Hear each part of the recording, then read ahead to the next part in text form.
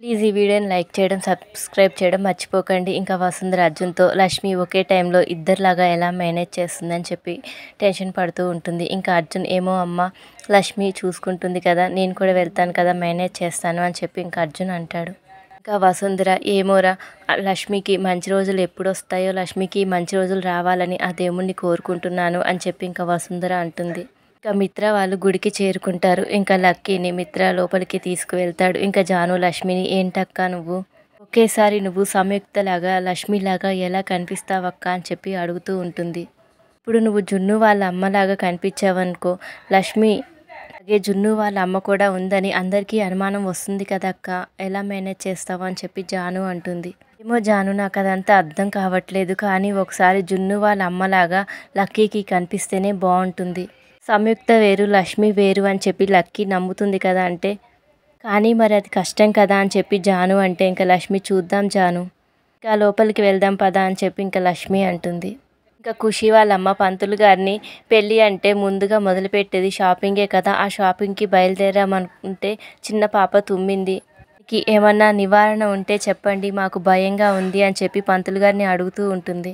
చూడండి అమ్మ, ఇప్పుడు దోష నివారణ లేదు అంటే మీకు భయం తగ్గదు కదా, చూడండి ఒక దోష నివారణ ఉంది. పెళ్ళి కావాల్సిన అమ్మాయి అబ్బాయి ఇద్దరు గుడి చుట్టూ 108 ప్రదర్శనలు చేయండి, అప్పుడు దోష నివారణ పోతుంది, ఈ పెళ్ళికి ఎటువంటి ఆటంకము లేకుండా పెళ్లి జరుగుతుంది అని చెప్పి ఇంకా పంతులు గారు అంటారు.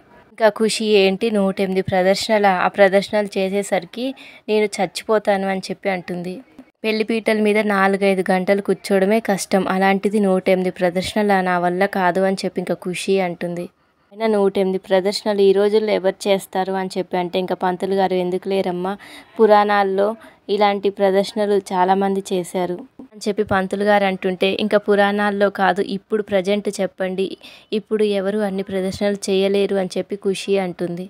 ఇంకా లక్కీ ఒక దూడ కనిపించడంతో ఇంకా లక్కీ ఆ దూడ కోసం పరుగులు పెడుతూ ఉంటే, ఇంకా మిత్ర లక్ష్మి ఇద్దరు లక్కీ వైపు చూస్తూ ఉంటారు. ఇంకా దేవయాని ఎందుకు లేరు, మా ఇంట్లో లక్ష్మి ఉండేది కదా, అదే మిత్ర భార్య, ఎన్నో పూజలు పురస్కారాలు చేసేది, మిత్రకి ఎటువంటి గండం వచ్చినా తనే ముందుండి మిత్రని కాపాడుకుంటూ వచ్చేది, మిత్రకి ఏ కష్టం వచ్చినా అది ఎంత కష్టమైనా ఆ పూజ చేసేది అని చెప్పి ఇంకా దేవయాని అంటుంది.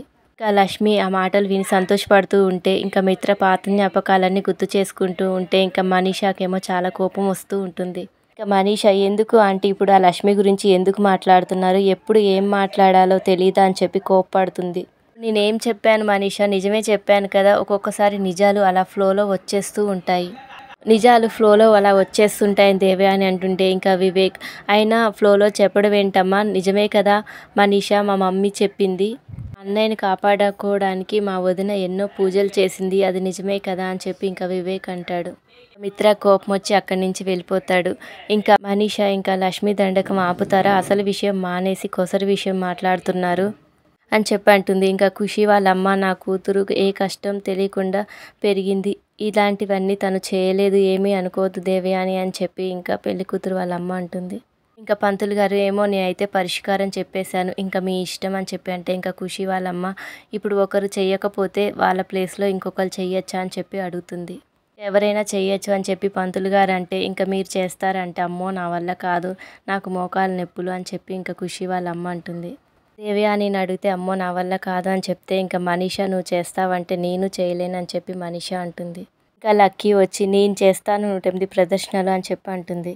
చిన్నపిల్లవు కదా, నీ వల్ల కాదు, అసలు ప్రాబ్లం వచ్చిందే నీ వల్ల కదా అని చెప్పి ఖుషి వాళ్ళ అమ్మ అంటుంది. ఇంకా ఖుషి వాళ్ళ అమ్మ జానుని నీకు అడిగినంత డబ్బు ఇస్తాను, నువ్వు చేస్తావా ప్రదర్శనలు అని చెప్పి జానుని అడుగుతుంది. డబ్బు ఉన్న వాళ్ళు కావాలనుకున్నాను, కానీ ఇలా డబ్బు మనుషులు కావాలనుకోలేదని దేవయాని అంటే, ఇంకా మనీషా మీరే కదా అంటే ఏరుకోరి ఈ సంబంధం తెచ్చుకున్నారు అని చెప్పి అంటుంది. ఖుషి వాళ్ళ అమ్మ నిన్నే అమ్మాయి నీకు ఎంత కావాలంటే అంత డబ్బు పడేస్తాను అంటే, నాకు డబ్బు అవసరం లేదండి, ఇప్పుడు మీకు కావాల్సింది ప్రదర్శనలే కదా, ప్రదర్శనలు చేస్తాను అని చెప్పి ఇంకా జాను అంటుంది. ఇంకా కావాలనే ఈ దేవుడు ఇలా వీళ్ళిద్దరి చేత ప్రదర్శనలు చేపిస్తున్నాడు, వీళ్ళిద్దరి పెళ్ళి నువ్వే అయ్యేలాగా చూడు అని చెప్పి ఇంకా లక్ష్మి కోరుకుంటూ ఉంటుంది. వివేక్ జాను ప్రదర్శనలు చేస్తూ ఉంటారు. ఇంకా మిత్ర ఒక దగ్గర నిలబడి లక్ష్మి గురించి ఆలోచిస్తూ ఉంటాడు. ఇంకా అప్పుడే లక్ష్మి మిత్ర దగ్గరికి వెళ్ళి లక్ష్మి గుర్తొచ్చిందా అని చెప్పి అడుగుతుంది.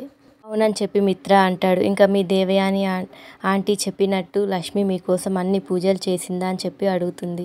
పిన్ని చెప్పింది చాలా తక్కువే, నా కోసం లక్ష్మి అంతకంటే ఎక్కువే చేసింది అని చెప్పి ఇంకా మిత్ర అంటాడు.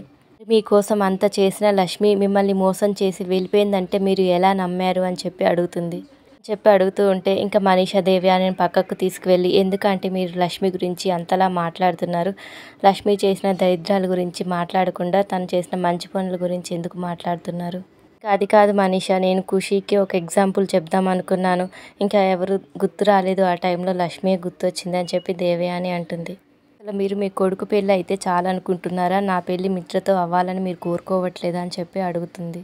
అలాంటిది ఏం లేదు మనీషా, ఇంకెప్పుడు నేను లక్ష్మి గురించి గొప్పగా మాట్లాడను అని చెప్పి ఇంకా దేవయాని అంటుంది.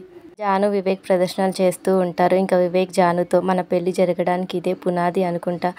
ఇంకా జాను ఏమో, వివేక్ పెళ్లి దగ్గర పడుతున్న కొలది నాకు చాలా టెన్షన్ పెరిగిపోతుంది అని చెప్పి ఇంకా జాను అంటుంది. మనకి అంతా మంచి జరుగుతుంది, నువ్వు టెన్షన్ పడకు అని చెప్పి ఇంకా వివేక్ జానుతో అంటాడు. ఇంకా లక్ష్మి చీర కట్టుకొని ఇంకా గుడికి వస్తుంది. ఇంకా లక్కీ లక్ష్మిని చూసి, గుడికి ఎలా వచ్చింది చీర కట్టుకొని, ఎలాగైనా నేను ఇద్దరు ఒక్కళ్ళే అని చెప్పి నిరూపిస్తాను అని చెప్పి ఇంకా లక్కీ తన మనసులో అనుకుంటూ ఉంటుంది. Thank you for watching. Please subscribe my channel.